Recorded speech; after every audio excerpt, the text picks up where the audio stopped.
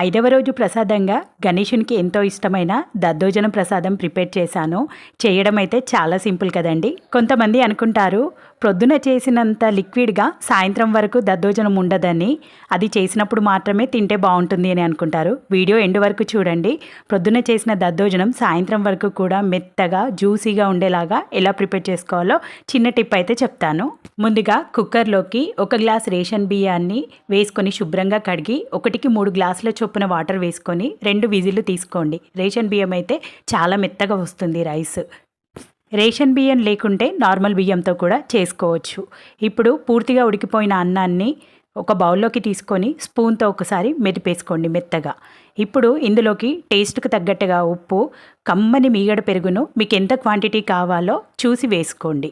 ఇప్పుడు ఇది మొత్తం అంతా స్పూన్తో కలిపేసేయండి. దద్దోజనంలోకి కమ్మటి పెరుగు అయితేనే బాగుంటుందండి, పుల్లటి పెరుగు అస్సలు బాగుండదు. ఇప్పుడు పెరుగంతా కలిసిన తర్వాత ఒక హాఫ్ టీ గ్లాస్ వరకు కాచి చల్లార్చిన పాలను కూడా వేసుకోండి. ఇప్పుడు ఇదంతా కలిసిన తర్వాత పోపెట్టుకోవడమే. కాచి చల్లార్చిన పాలు వేయడం వల్ల సాయంత్రం వరకు కూడా దద్దోజనం మంచి జ్యూసీగా ఉంటుంది. ఇందులోకి పోపు పెట్టుకోవడం కోసము స్టవ్ పై చిన్న కడాయి పెట్టుకొని 2 టీ స్పూన్ల వరకు నెయ్యి వేసి కరిగాక ఆవాలు, జీలకర్ర, శనగపప్పు, మిరియాలు మీకు నచ్చిన క్వాంటిటీలో వేసుకొని ఒక 2 ఎండుమిర్చి, కొద్దిగా సన్నగా తరిగిన పచ్చిమిర్చి కూడా వేసేసి దోరగా ఫ్రై అయిన తర్వాత కరివేపాకు కూడా క్రిస్పీగా ఫ్రై అయిన తర్వాత కాస్త చల్లారిన తర్వాత పోపును అన్నంలో వేసేసుకొని కొద్దిగా సన్నగా తరిగిన కొత్తిమీరను కూడా వేసుకొని కలిపేసుకుంటే చూడడానికి కూడా చాలా బాగుంటుంది.